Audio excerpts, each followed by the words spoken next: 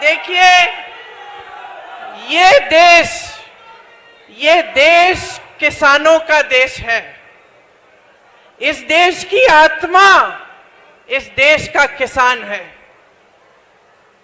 आजादी की लड़ाई से, बल्कि उससे पहले से, आजादी की लड़ाई से भी सैकड़ों वर्ष पहले से इस देश का किसान इस देश के लिए, आजादी के लिए लड़ा है, अपना खून दिया है, अपना पसीना दिया है।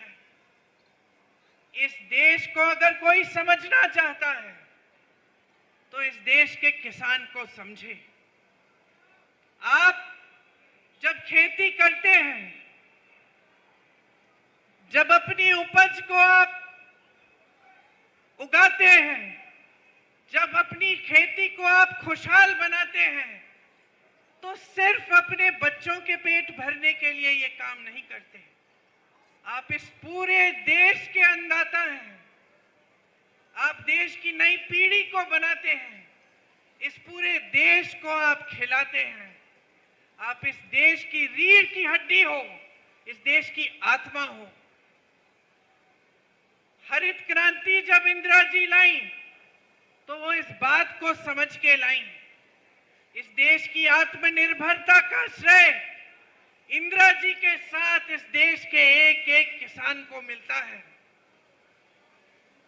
जिसने इस देश को आत्मनिर्भर बनाया अपनी मेहनत से, अपने खून पसीने से। लेकिन अफसोस की बात यह है बहनों और भाइयों कि आज जो हमारे प्रधानमंत्री हैं, जो सरकार आज देश में चल रही है, 10 सालों से केंद्र में बैठी है, वो इस सीधी सी साधारण बात को समझ नहीं पाए।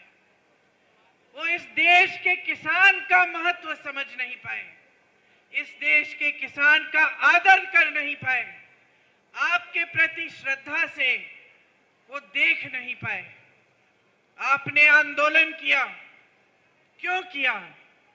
क्योंकि वो 3 ऐसे कानून लाए थे जिससे आपके की कमर टूट जाती, जिससे आपकी कमाई खत्म हो जाती, इस देश का किसान झुक जाता। इसीलिए आपने आंदोलन किया। लाखों की तादाद में आप दिल्ली तक आए। महीनों के लिए आप दिल्ली के बॉर्डर पे आप बैठे रहे। इस देश के हर देशवासी ने आपको देखा। हर देशवासी के दिल में आपके लिए हमदर्दी जागी।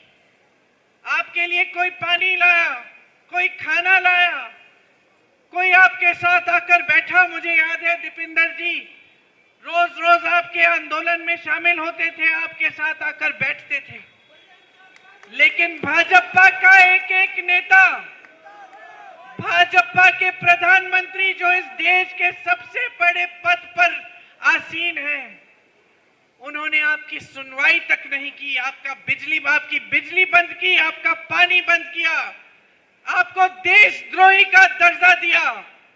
ये सारी मीडिया जो आपके सामने खड़ी है, जो आज बड़े बड़े खरबपतियों की है, इन्होंने आपको देशद्रोही कहा, आपके बारे में अपशब्द कहे, आपको आतंकवादी कहा।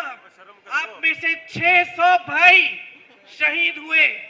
मोदी जी ने अपने पलक नहीं झपकाई।